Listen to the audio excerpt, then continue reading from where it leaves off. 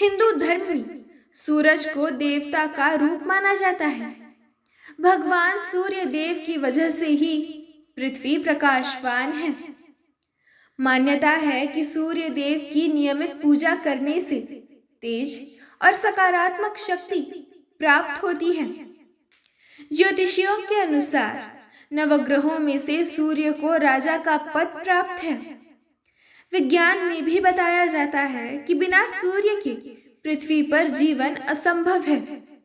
इसीलिए वेदों में इसे जगत की आत्मा भी कहा जाता है। किंतु भगवान सूर्य देव की उत्पत्ति कैसे हुई, ये प्रश्न सबके मन में आता है। भगवान सूर्य देव के जन्म को लेकर कई पौराणिक कथाएं प्रचलित हैं। आइए जानते हैं सूर्य देव के जन्म से जुड़ी कथाएं।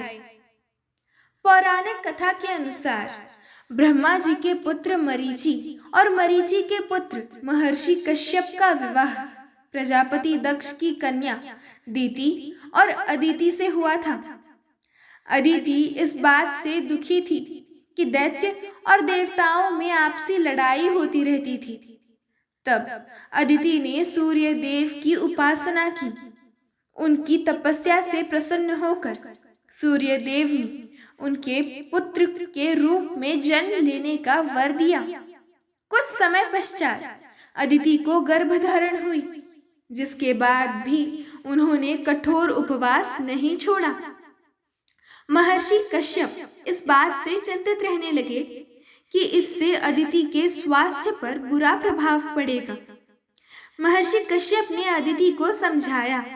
तब उन्होंने कहा कि संतान को कुछ नहीं होगा, क्योंकि ये स्वयं सूर्य स्वरूप है। कुछ समय पश्चात तेजस्वी बालक ने जन्म लिया।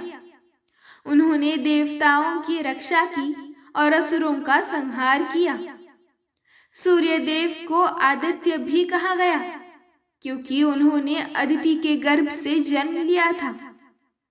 ऐसा भी कहा जाता है कि अदिति ने हिरण्यमय अंड को जन्म दिया था।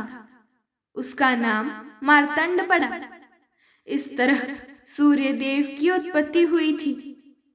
धार्मिक मान्यताओं के अनुसार प्रतिदिन प्रातःकाल सूर्य देव की उपासना करने और जल अर्पित करने से जातकों पर उनकी कृपा बनी रहती है।